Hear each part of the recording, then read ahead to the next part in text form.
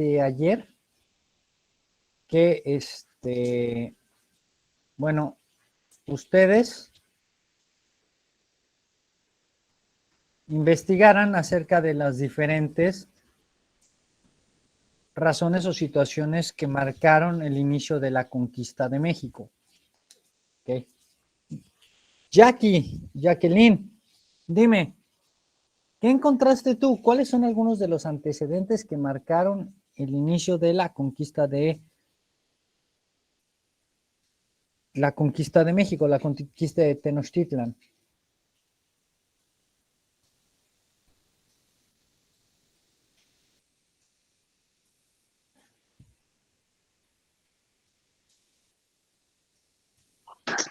Pues no exactamente busqué de Tenochtitlan, pero bueno, pero ahorita me dijiste es que estoy abriendo mi archivo. Ok.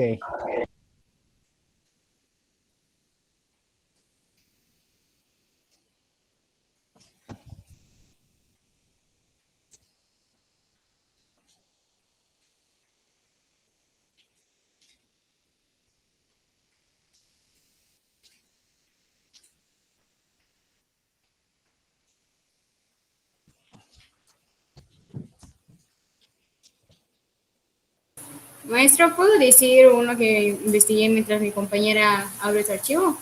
Claro, Ana. Yo investigué que una tendencia de la conquista de México fue que el descubrimiento de América por Cristóbal Colón el 12 de octubre de 1492. Es correcto, que es una de las imágenes que aquí tenemos dentro de la presentación. Es la parte importante, ¿no? El descubrimiento de América. Freddy.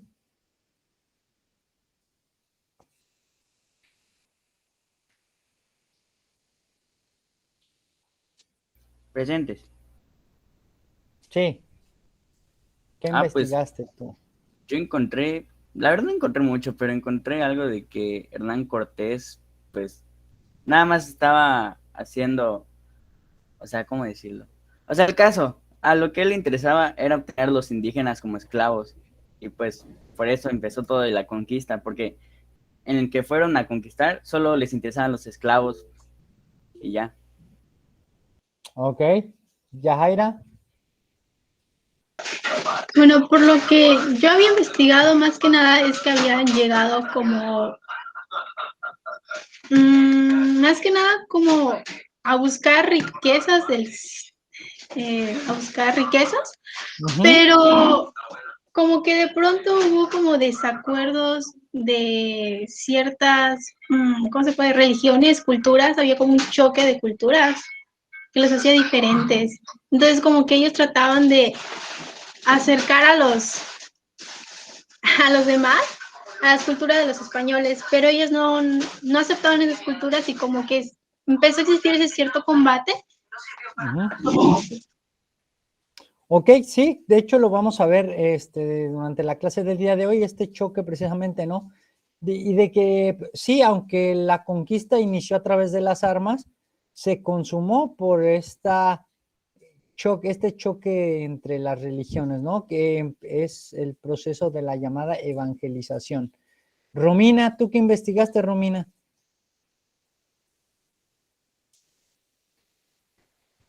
Yo creo que es que hay dos Rominas en el salón. Tú, Romina Montserrat. Bueno, yo investigué, creo que el 5 de noviembre de 1519, más o menos, arrestaron a Moctezuma y después de haber sido arrestado, no volvieron, o sea, no salió libre después de eso y un año más tarde murió. También, no me acuerdo, Moctezuma. Ajá. muy temprano. Dice, creo que el 4 de octubre, creo que del mismo año, hubo un ataque en Cholula, más o menos, donde Ajá. muchos habitantes de ahí fallecieron. ¿Ok? ¿Quién era Moctezuma? Era como algo de Tenochtitlan, ¿no? Como un dios, no me recuerdo. E- Era un emperador, era un emperador. Sí, es un emperador azteca. Ok. ¿Alguien más? ¿Alguien más investigó algo que me quiera comentar, platicar? ¿No? Bueno, pues vamos a comenzar. Efectivamente, como mencionó su compañera, la parte del descubrimiento de América en 1492 fue muy importante. Recordar que acabamos de terminar un periodo histórico que era la Edad Media, y entonces empezaban a darse una cierta cantidad de nuevos conocimientos como resultado del proceso vivido gracias a la imprenta de Johann Gutenberg en el año de 1447. Cuando Johann Gutenberg crea la imprenta móvil, porque ya había existido una imprenta, pero Gutenberg crea la imprenta móvil, se empiezan a generar una serie de documentos y empiezan a repartirse, empieza a crecer el conocimiento de varios filósofos y varios pensadores. Entre ellos empieza a crecer el conocimiento de las ideas promovidas por Aristóteles. Y Aristóteles decía que la Tierra era redonda. Entonces, pues la iglesia decía, no, ¿cómo que la Tierra es redonda? La Tierra no es redonda, la Tierra es plana y la Tierra la sostiene una tortuguita. Y aquellos que se encarguen de desafiar a la naturaleza, pues resulta que cuando lleguen a los confines del universo, se van a encontrar con que hay un kraken, que es una bestia mitológica en el mar, y que se come a los barcos. Entonces, ¿qué pasaba? Pues que los navegantes les daba miedo, precisamente encontrarse con cuál era el fin, porque nadie sabía dónde estaba el fin. Entonces, ¿qué hacían? Pues la gran mayoría navegaba alrededor de los continentes, alrededor de los territorios, y hacían circunnavegaciones. Y entonces, en esta lucha, por conquistar nuevos terrenos, nuevas tierras, y sobre todo por buscar una nueva ruta, porque en el año de 1453 se da la caída de Constantinopla. Y con ello, el camino mercante, es decir, la ruta comercial para poder llegar hacia la parte de Asia, había quedado bloqueada, ya que los turcos o los otomanos habían tomado el control de esas tierras. Entonces, pues los reinos de Europa Occidental tuvieron que buscar otra manera de poder llegar a esa ruta. Y entonces, ¿qué pasa? Pues pasa que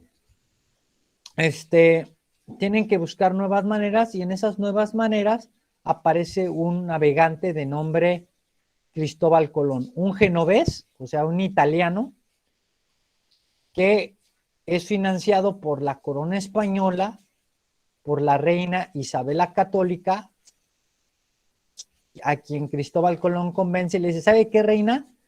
Lo que pasa es que nosotros podemos llegar a, les voy a poner el mapa, este mapa. Nosotros podemos llegar, esto que vemos nosotros que es América, los europeos ni siquiera lo hacían en su mente. Entonces decían ellos, vamos a llegar a Europa, a China, era, ay, no veo, que está aquí, se me mueve un poquito. Llegar aquí a China sin necesidad de pasar por donde están los árabes. Entonces, ¿qué hacían normalmente?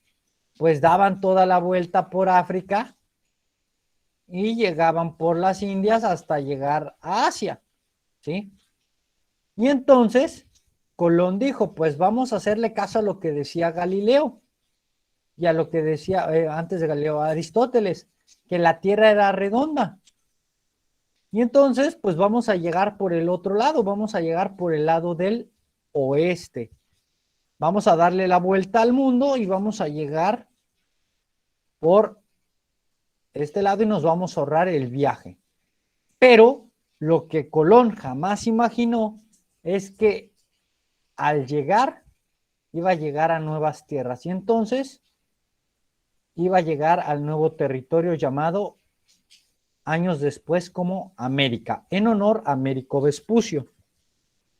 Cuando Colón realizó el primero de sus 3 viajes, pues llegó y dijo, órale, hemos llegado a esta región. Y entonces él dijo que había llegado a una nueva tierra que se llamaba la isla de San Salvador.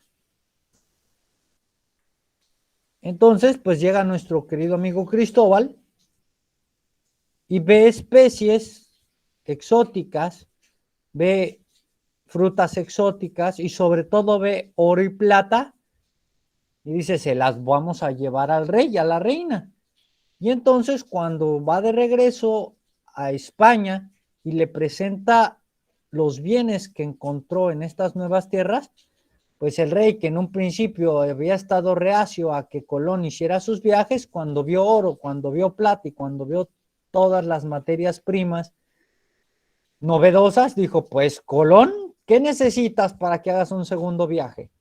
Entonces Colón hace un segundo viaje y entonces empieza a descubrir nuevas tierras y entonces muestra más evidencia de que había oro y había plata. Y entonces esto motiva a la corona española de expandir sus dominios, es decir, vamos a expedicionar estas nuevas tierras que se acaban de encontrar.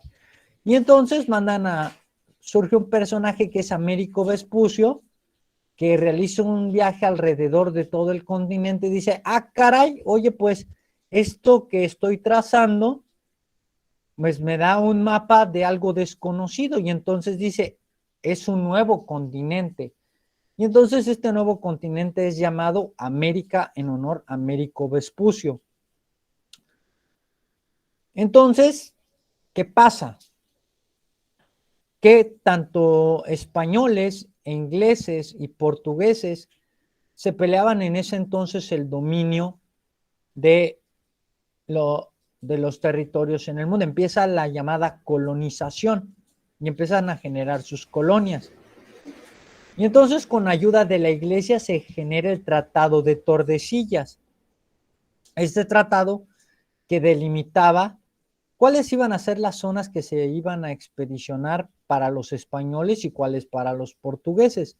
Y entonces se trazó una línea imaginaria que dividía la región del Amazonas, ¿sí? Un meridiano imaginario decía que de la línea imaginaria hacia el lado oeste, perdón, hacia el lado del este, pertenecía para los portugueses, es decir, que eran las tierras que los portugueses iban a poder expedicionar y poder establecer sus colonias, mientras del meridiano hacia el lado oeste eran las tierras en las cuales los españoles iban a poder generar sus colonias.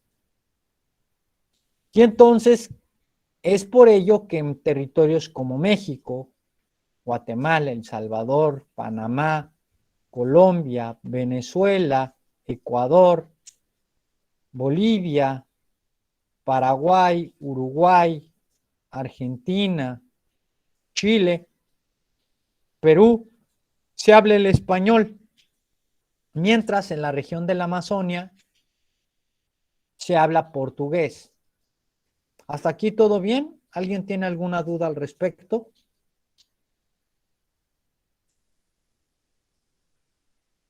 ¿No? ¿Todo bien? ¿Puedo continuar? ¿Nadie se ha dormido? Nada, profe, aquí andamos. Perfecto, excelente. Entonces, continuamos. Entonces, ya con la bendición de la iglesia, empezaron a realizarse las expediciones y personajes que en Europa no tenían prestigio y que algunos eran considerados como ladrones, dijeron, pues vamos a unirnos a la expedición y vamos a ir a las tierras nuevas a ver qué encontramos, a ver si nos va bien y nos hacemos de unas cuantas tierras. Y entonces así empezó el camino de los primeros colonizadores. Y entre ellos tenemos a la figura de Hernán Cortés. Así como Hernán Cortés, también hubo otros expedicionarios como Pedro Grijalva, ¿sí? Como Hernández de Córdoba, y en el caso del sureste, nosotros reconocemos más el caso de Francisco de Montejo. Entonces tenían una tarea. ¿Cuál era esta tarea? La de ver qué había alrededor de estos territorios. Y una vez que vieran qué era lo que había en estos territorios, pues avisar a la corona española que habían encontrado. Pero, ¿qué pasó? Pues que se encontraron con más oro de lo que jamás pensaron que se iban a encontrar. Y entonces, ¿qué dijeron? No, hombre, ¿para qué nos regresamos a España? Mejor conquistamos los territorios y pues nos volvemos los absolutos dueños de estas tierras. En nombre, eso sí, en nombre de la corona española. Y entonces Hernán Cortés se embarca y en el año de 1519 llega a la península de Yucatán, a la isla de Cozumel. Y de ahí va a llegar hasta Veracruz, donde va a desembarcar y va a llegar al territorio de México. En esta travesía de 1519 a 1521 va a conocer a una serie de pueblos indígenas, entre ellos al grupo de los aztecas. Y entre ellos va a existir la figura de un rey que se llama Moctezuma, quien al principio, sí, al darse cuenta que no era de estas tierras, pues su función como líder, como emperador, era ver, pues, qué intenciones tenían los españoles. Moctezuma, más dicho, Cortés se ganó la confianza de Moctezuma, tal así que lo dejó hospedarse dentro de el castillo, dentro del imperio.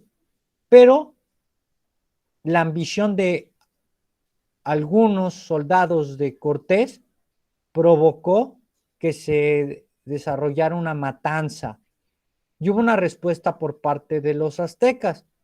Y entonces se enfrentaron aztecas contra españoles en lo que se conoce como la famosa Noche Triste. Entonces Cortés dice, pues no me voy, lo que voy a hacer es, voy a conocer nuevos aliados. Y dentro de esos nuevos aliados se encontró con los tlaxcaltecas. Los tlaxcaltecas eran un pueblo guerrero, era un pueblo que era sometido por los aztecas. Y entonces establecieron una especie de negociación con Cortés para poder llegar hacia Tenochtitlan y poder tomar la ciudad, la cual se lleva a cabo el 13 de agosto de 1521, con lo cual se da la toma de Tenochtitlan. Ya para ese entonces, Moctezuma ya no existía. ¿Por qué? Porque Moctezuma muere antes del enfrentamiento de la Noche Triste. Moctezuma muere por una pedrada que le avienta a su mismo pueblo por defender a Cortés, ¿sí? Él dice, calma pueblo, calma, y entonces en lo que está con calma pueblo, calma, le aventaron una piedra y la piedra le cayó en la cabeza y terminó por matar a Moctezuma. Y entonces quien se hizo del poder en el Imperio Azteca fue Cuauhtémoc, quien es el emperador derrotado por parte de la colonia española de manos de Hernán Cortés. Entonces, cae el Imperio Azteca y empieza un nuevo proceso histórico llamado colonización. Como les mencioné, la verdadera conquista no se dio a través de las armas, la verdadera conquista se dio a través de la ideología, a través de la religión.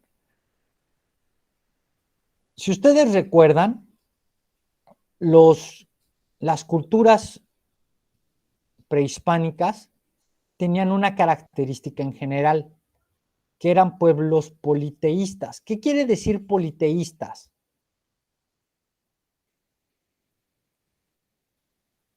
Que creían en muchos dioses. Exactamente, Frida, que creían en muchos dioses. Dioses a los cuales atribuían la presencia de fenómenos naturales. El dios del sol, el dios de la luna, el dios del agua, el dios de la lluvia, el dios del viento, el dios de la guerra, el dios de la fertilidad, la diosa de la muerte. Y entonces, pues cada dios tenía su representación. ¿Y qué hacía normalmente para mantener contentos a los dioses? Sacrificios. Sacrificios, que normalmente eran sacrificios humanos. También había otro tipo de sacrificios como las perforaciones. ¿Qué hacían? Se perforaban la lengua, se perforaban los oídos, se perforaba la nariz, se perforaban las partes genitales. ¿Y qué hacían? Pues la sangre que se derramaba las ponían en un incenciario con copal y se inhumaba, es decir, se hacía que se convirtiera en humo y de esta manera, pues al convertirse en humo, se supone que subía hasta el cielo y entonces así era como los dioses podían recibir estas ofrendas. Además, como le digo, también de sacrificios y también ofrendas de alimentos. Entonces, pues al darse cuenta los españoles de toda esta carnicería que hacían con las ofrendas, decían, oigan, pues no, pues resulta que nuestro Dios no es un Dios que le tengas que ofrecer sacrificios, es un Dios bondadoso, es un Dios que es único. Y entonces empieza este choque, como nos decía nuestra compañera, existe este choque de, no es cierto, no es verdad lo que nos dice. Y entonces empiezan a llegar, una vez que son conquistadas las tierras, empiezan a llegar los frailes, los sacerdotes, que iban a cumplir una misión. ¿Cuál era esa misión? La de evangelizar. ¿Qué es evangelizar? Pues dar a conocer el evangelio, es decir, dar a conocer las enseñanzas de la vida de Jesucristo. Pero entonces sigue este choque de ideología, de ideas, porque imagínense, a los indígenas les decían, esta que ven ustedes aquí es su madre, la Virgen de los Remedios, una virgen de facciones finas, de tez blanca, y que no se parecía nada a los indígenas. Y entonces llegaban ellos y decían, pues ¿cómo va a ser mi madre si ni siquiera se parece a mí? Y entonces dentro de este proceso de evangelización aparece una imagen que es fundamental para el desarrollo y sobre todo de la conquista. Y hablamos de la presencia de la Virgen de Guadalupe. ¿Cuáles son los rasgos físicos que tiene la Virgen de Guadalupe? ¿Quién me dice? ¿Cuál es la pregunta, maestro? Sí, ¿cuáles son los rasgos físicos de la Virgen de Guadalupe? Porque al final de cuentas, la Virgen de los Remedios, la Virgen del Carmen, la Virgen del Fátima, la Virgen de Guadalupe, todas las vírgenes, es la representación de una misma. ¿De quién? De la Virgen María, que es la Madre de Cristo. Pero cada región tenía su propia Virgen. Entonces, la Virgen de los españoles era la Virgen de los Remedios. La Virgen de Guadalupe es la Virgen del pueblo mesoamericano, del pueblo de América. Entonces, esta Virgen, ¿qué tipo de rasgos físicos tiene?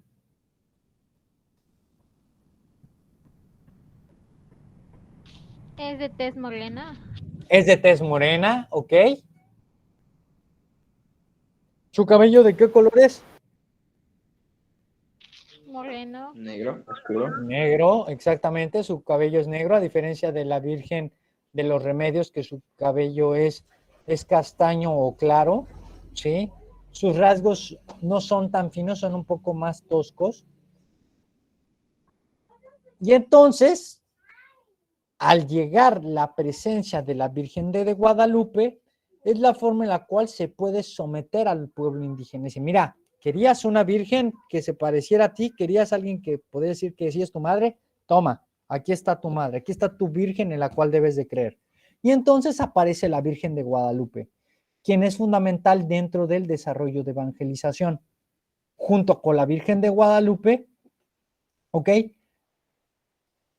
También se basan de otros medios los evangelizadores para dar a conocer las enseñanzas, que es a través de las representaciones. ¿Okay? ¿Ustedes conocen las pastorelas? Sí. ¿Sí? Sí. Bueno, pues las pastorelas son parte de estas representaciones. ¿Por qué? Porque al final de cuentas, chequen, las misas eran en latín. Los españoles hablaban español. Los indígenas pues hablaban su lengua madre, que podría ser dependiendo si era náhuatl, si era maya, dependiendo de la región, ¿ok? Entonces, pues el código que manejaban no era el mismo. Entonces, ¿de qué manera podían hacer que se pudiera entender de mejor forma el evangelio?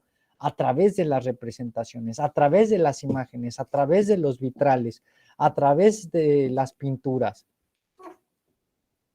Y entonces, pues todo esto forma parte del proceso de evangelización. Una vez que se da la conquista del territorio, ¿ok? Pues llegaron más españoles y empezaron a desarrollarse tareas que se llamaban encomiendas. Y dentro de estas encomiendas era que se les asignaba un cierto grupo de indígenas a los españoles para que estuvieran a su cargo, pero ellos tenían una tarea. ¿Cuál era esta tarea? La de mantenerlos sanitos, mantenerlos comiditos, no maltratarlos, ¿sí? Y enseñarles el evangelio. Y si no se cumplía ninguna de estas, simplemente se les retiraba. Ahora, dentro de todo este proceso empieza a haber también una lucha de clases sociales. ¿Ustedes han escuchado hablar del mestizaje? ¿Qué es el mestizaje? Es lo de, se supone que es como tipo de vida de los mayas, ¿no? O sea, cómo vivían, de cómo de mayas a vivir lo que vivían los españoles. A ver, Guadalupe, te escucho. Es la cruz entre las razas. De ahí nació el criollo. Exactamente. Exactamente, el mestizaje es la mezcla de razas que se van dando. ¿Y cómo nace esta mezcla de razas? De la unión, ¿sí? Entre españoles e indígenas, y de aquí se van a ir derivando una serie de nuevas razas. Entre ellos, como dijo Guadalupe, van a nacer los criollos, pero también nacen los mestizos. ¿Quién es el padre del mestizaje? ¿Han escuchado ustedes hablar de él? Me imagino que sí, en cultura maya debieron de haber escuchado hablar de él.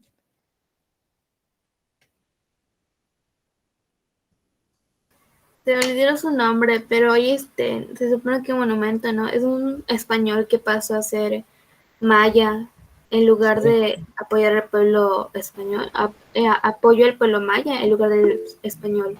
Exactamente, Es Gonzalo Guerrero. exactamente, Frida. Gonzalo Guerrero, ¿sí? Un hombre que llega en un naufragio, y es rescatado por los mayas, ¿sí? Y entre ellos una princesa maya de la cual se enamora. Y entonces, cuando llegan los españoles, él fácilmente pudo haber dicho, pues soy español, pues voy a ayudar a los españoles, y no. todo lo contrario, cuando se dio la conquista de Yucatán, pues Gonzalo Guerrero le puso todas las trabas habidas posibles y por haber a Francisco de Montejo para retardar el proceso de la conquista de Yucatán.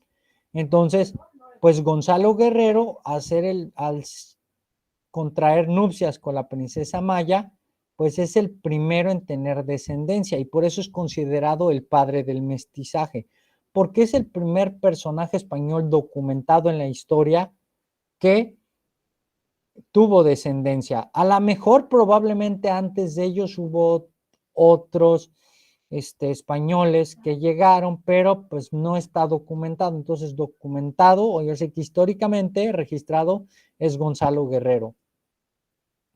Entonces, así como Gonzalo tuvo su descendencia, pues los españoles que llegaban, pues tenían relaciones con las indígenas y tenían hijos. Y entonces de aquí empieza a surgir el mestizo, que el mestizo es el hijo de español con el indígena. Pero además del mestizo, aparece la figura del criollo. ¿Quién es el criollo? Hace rato me lo mencionaron, pero ¿quién es el criollo?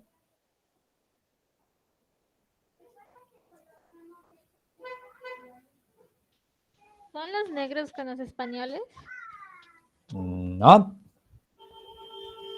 Esa es otra mezcla.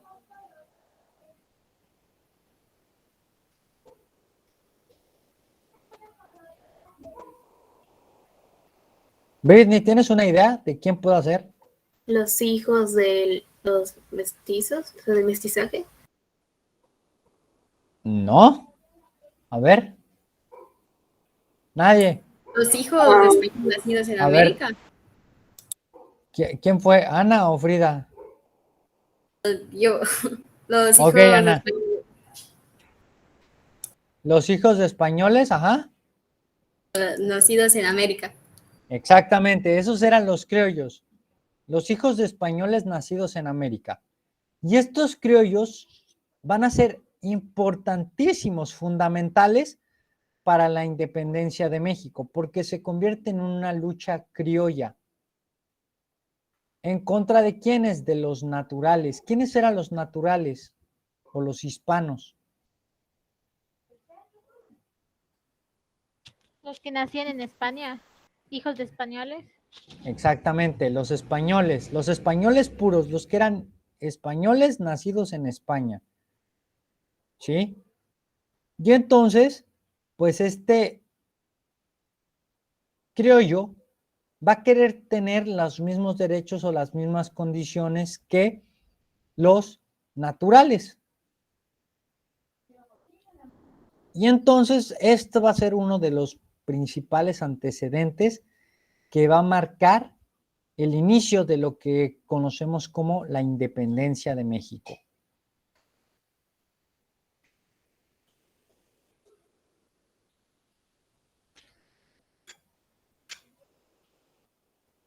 La independencia de México que va a durar de 1810 a 1821, pero que va a tener una serie de eventos que van a ser importantes para el desarrollo de la independencia. Ya vimos uno de ellos que es el criollismo, o en este caso la necesidad de los criollos de ser tomados en cuenta, pero también hay otra serie de antecedentes, pero bueno, ¿qué es lo que va a marcar la independencia de México?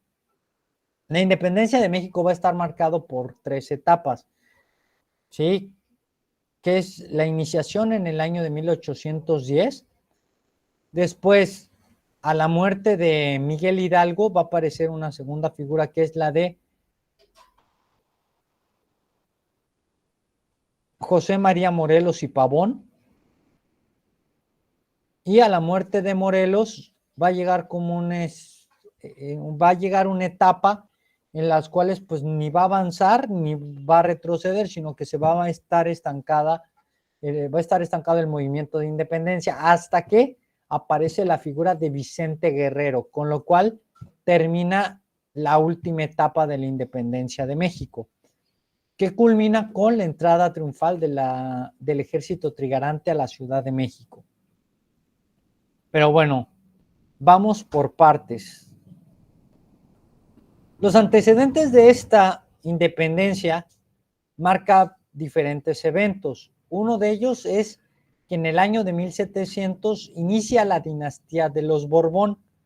La familia de los Borbón, una de las familias más poderosas en Europa, se hace del poder y con ello empieza a dominar y conquistar una serie de nuevos territorios y sobre todo empiezan a modificarse las formas de gobierno. Dentro de esta dinastía Borbón va a aparecer el rey Carlos III, que es de la familia de los Borbón. Y es nombrado rey de España. Carlos III, durante su periodo de gobierno, iba a expulsar a los jesuitas en el año de 1767. ¿Quiénes eran los jesuitas? ¿Qué eran los jesuitas? ¿Y por qué es importante la expulsión de los jesuitas para el desarrollo de la independencia de México? ¿Quiénes eran los jesuitas?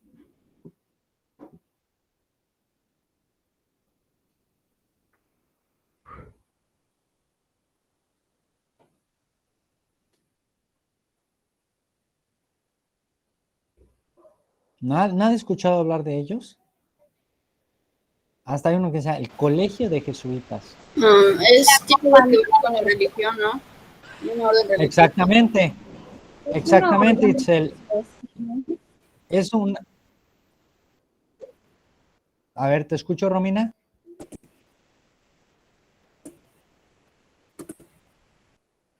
Sí, puedes volver a hablar.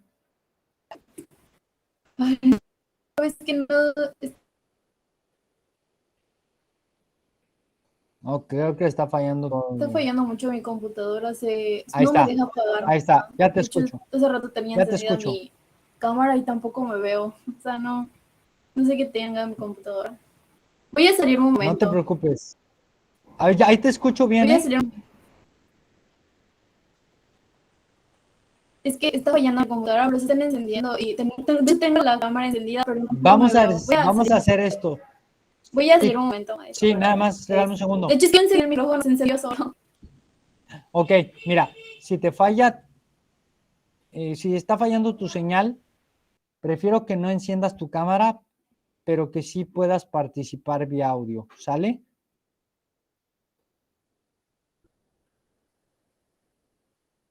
Ya te puedes salir, Romina, pero regresas. Sí, está bien. Ok, entonces, como dijo Itzel, era una orden religiosa que tenía precisamente esta tarea de la evangelización. Profe, ¿Sí? lo dije yo.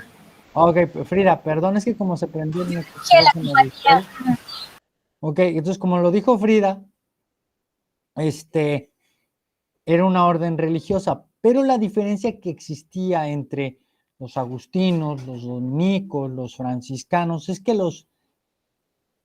los jesuitas eran una orden religiosa que se contraponía muchas veces en los designios de la iglesia.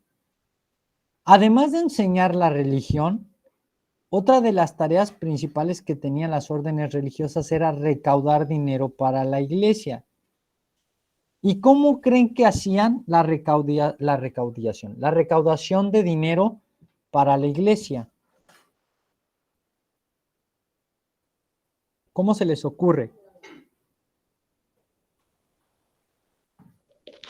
¿Con el pago de impuestos o diezmo? Exactamente, con el diezmo. ¿Qué era el diezmo?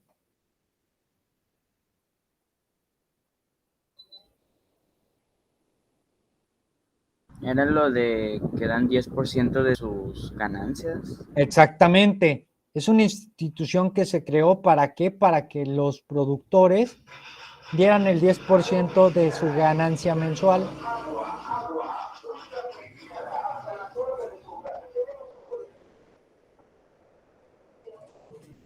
Sí, entonces, perdón, mensual, anual, el 10% de su ganancia anual. Es decir, si por ejemplo, Freddy, tú producías 1,000,000 de pesos, de ese 1,000,000 de pesos tenías la obligación de dar el 10% de lo que producías, ¿ok? ¿Y de qué manera los obligabas? Pues acuérdense que la iglesia siempre ha tenido esta cuestión de premio y castigo. Si te portas bien y haces caso a la iglesia, ¿qué te pasa, Freddy? Pues generaría ingresos. No. O sea, Fíjate bien. ¿cómo fue, perdón? Si te portas bien, ¿qué te dice la iglesia? Si te portas bien, ¿qué va a pasar el día que te mueras? Ah, pues te vas a ir con Diosito. Te vas a ir con Diosito, te vas a ir al cielo, vas a tener el descanso eterno. Pero si te portas mal y si no haces caso a lo que dice la iglesia, Ah, me voy a ir hacia abajo al infierno. te vas a ir al infierno. Entonces hablamos de esto de premio y castigo. Entonces hay una forma de someter y decir no solamente a los indígenas, si se les saben que, pues si quieren tener descanso y si quieren conocer a Diosito, pues tienen que dar su diezmo y tienen que hacer caso a todo lo que diga la iglesia. Si no, pues se van a ir al infierno. Entonces, por eso digo, premio, castigo, ¿ok? ¿Qué pasa, por ejemplo, cuando tienen que comulgar o cuando se tienen que confesar? Cuando confiesas, ¿qué haces? Pues dices supuestamente todos tus pecados, ¿no? ¿Y qué hace el sacerdote? Te pone una penitencia. ¿Para qué? Es un castigo. Una penitencia es un castigo. ¿Para qué? Para limpiar tu alma. Pero al final de cuentas, volvemos a lo mismo. Te someto. ¿Te portas bien? Tienes una recompensa. ¿Te portas mal? Tienes tu castigo. Y entonces, ¿qué les decían a los productores? Pues si usted no quiere dar el diezmo, no lo dé, pero prácticamente está comprando su boleto al infierno. Y entonces no importaba si eran infieles, no importaba si tenían varias mujeres, no importaba si eran malos hijos, mientras dieran su diezmo, con eso se limpiaban sus pecados. Y entonces, pues, ¿qué era lo que hacían los productores? Pues doy mi diezmo. Y además de que estoy limpiando mis pecados, pues también estoy viendo que Dios me está premiando porque como estoy contribuyendo con su iglesia, pues va a hacer que me vaya mejor el próximo año, ¿sí? Entonces, pues esta institución del diezmo, los jesuitas no estaban acorde y ellos no lo practicaban. Y entonces la iglesia decía, oye, a ver, los franciscanos aportaron esto. Los agustinos ya mandaron esto. ¿Y ustedes qué han mandado? No, pues es que nosotros cumplimos con dar. No. Tienen que traer dinero a la corona. Tienen que traer dinero a la iglesia, al papado. Y entonces, esto, más aparte, los jesuitas tenían escuelas y los jesuitas empezaban a promover el humanismo, esta condición de todos somos igual por naturaleza, ante los ojos de Dios todos somos iguales, pues los españoles decían, espérate, ¿cómo que todos somos iguales? No, me vas a alborotar al gallinero y entonces, ¿cómo los vamos a poder someter? Y entonces, ¿qué pasa? Pues en contubernio de la iglesia con el rey Carlos, se ordena la expulsión de los jesuitas del territorio de la Nueva España. Pero, como les mencioné, los jesuitas tenían escuelas y dentro de una escuela jesuita estaba Miguel Hidalgo y Costilla. Miguel Hidalgo y Costilla nace, como has dicho, crece con el pensamiento de que el hombre debe de ser tratado por igual, de que todos son los hijos de Dios, no importa si seas natural, criollo, mestizo, sambo, castizo, mulato, todos son igual para Dios.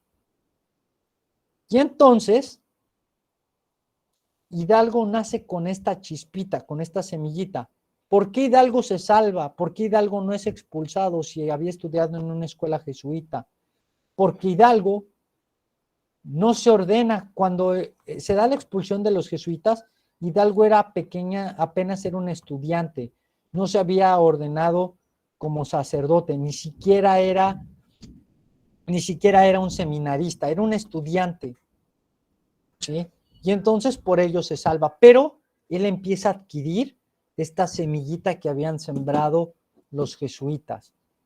También otra cosa que influye dentro del proceso de la independencia es que en el año de 1776 se da la independencia de los Estados Unidos. Es el primer territorio en América que logra su independencia. ¿De quiénes? No de los españoles, de los ingleses. ¿Sí? Los ingleses cuando llegan a América conforman cerca de la región en Boston, en Massachusetts, Pensilvania, conforman las llamadas 13 colonias británicas, ¿sí? Estas 13 colonias eran inglesas y pues en el año de 1776 George Washington junto con otros independentistas promueven la independencia de los Estados Unidos y se logra la independencia de Inglaterra. Entonces, esta cuestión de la independencia de Norteamérica empieza a llegar a los oídos de los criollos y empiezan a decir, ¿sabes qué? Allá arriba en el norte ya se libraron de los ingleses. Y entonces empiezan a surgir más cosas que empiezan a incitar este deseo de liberación. Ahí mismo en Europa, en el año de 1789, se da la Revolución Francesa. Esta Revolución Francesa es promovida por los deseos de un liberalismo, de un humanismo.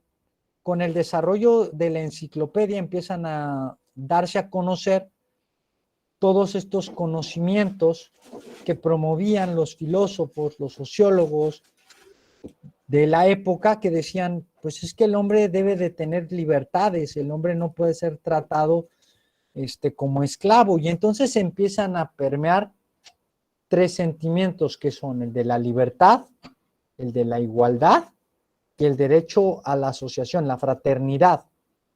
Y entonces, bajo estos preceptos nace la Revolución Francesa. Y estos mismos conocimientos, estos ideales de libertad, pues los trajeron los jesuitas y los llevaron a la Nueva España.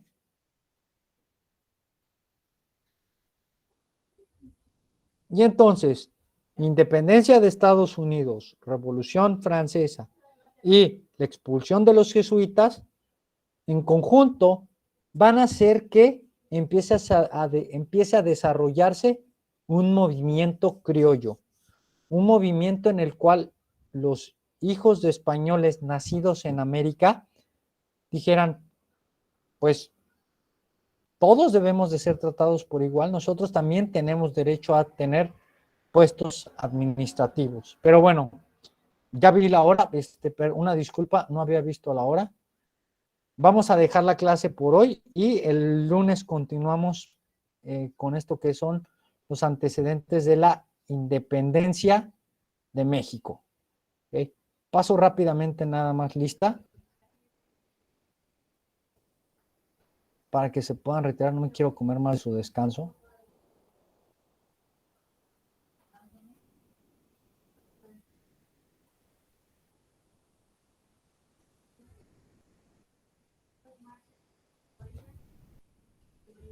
Y ahora sí.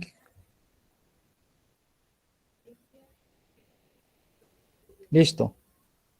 Bien, chicos. Pues un placer como siempre y nos vemos la próxima clase. Que tengan ustedes un excelente fin de semana. Igualmente, Dios. Hasta luego, maestro. Hasta luego. Adiós, maestro. Hasta luego. Hasta luego, chicos.